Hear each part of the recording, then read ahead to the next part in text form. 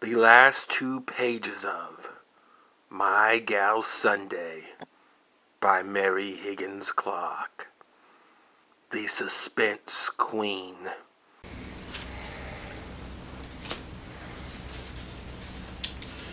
What else to do? He won't answer me, but I think he understands what I'm asking. Sunday looked thoughtfully at Jock. Henry, you have noticed how fascinated our little friend was when that plane flew overhead this afternoon. You pointed it out to me. And the same thing happened last night. Henry supposed this child just got here from another country. No wonder he hasn't even been reported missing. Sims brought back one of the flyers with his picture and description. Then he...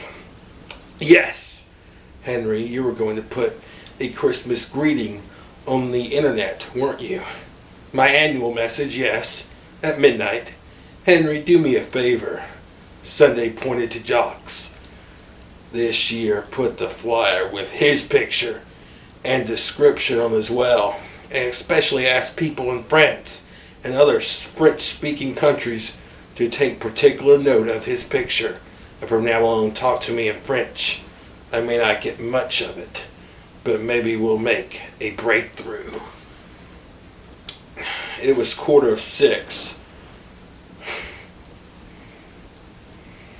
in the morning in Paris when Louis Decoys, his coffee in hand, went into his study and turned on the computer. Christmas morning alone was an unhappy prospect. At least later he would join friends for Christmas dinner. The house was lonely without Jacques and Giselle. But Louis was satisfied with his daughter's choice of a husband. Richard Dalton was the kind of man any father would like to see his daughter marry. And they would visit a great deal. He was confident of that. They had promised that the lessons he had begun to give Jacques on the internet would be continued. Someday, before too long, he and his grandson would be able to communicate regularly by email. In the meantime, it was now almost midnight on the East Coast in the United States. And he wanted to read the Christmas message that Henry Parker, Britland, IV, was about to send his well-wishers.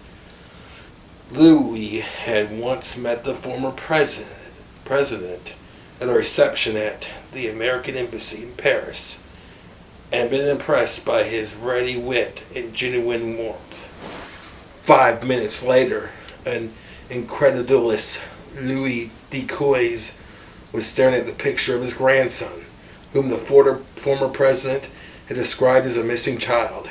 6 minutes later, Richard Dalton, while preparing to form some excuse for Giselle not coming to the phone to speak to her father, was shouting, "Oh my God, Louis, oh my God."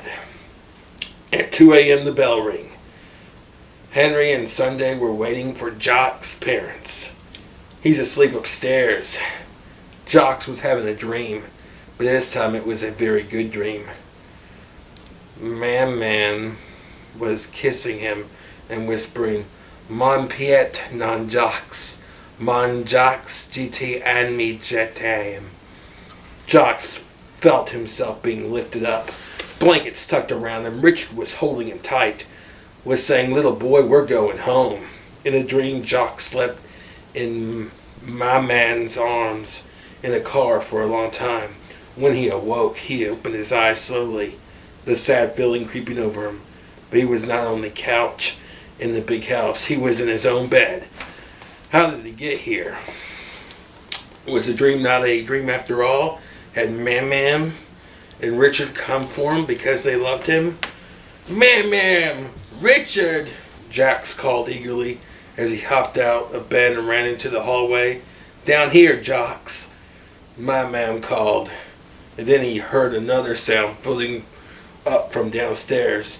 The chugging of his trains and the whistle blowing for the gates to lower.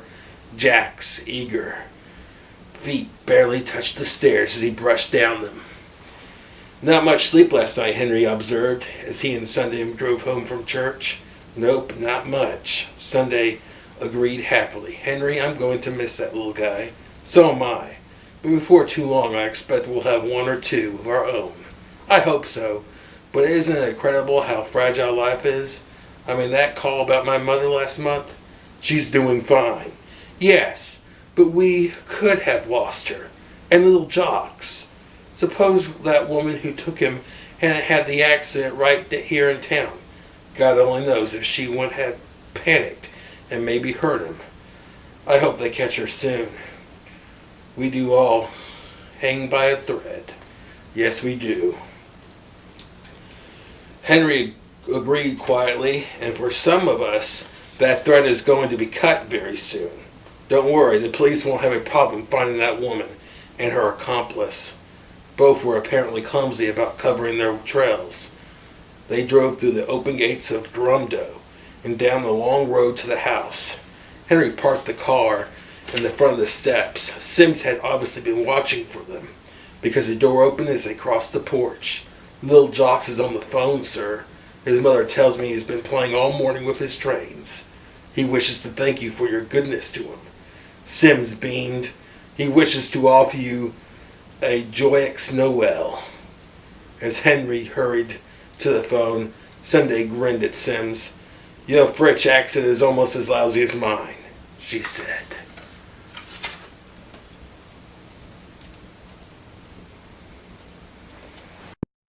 Think I'm gonna cut that string too.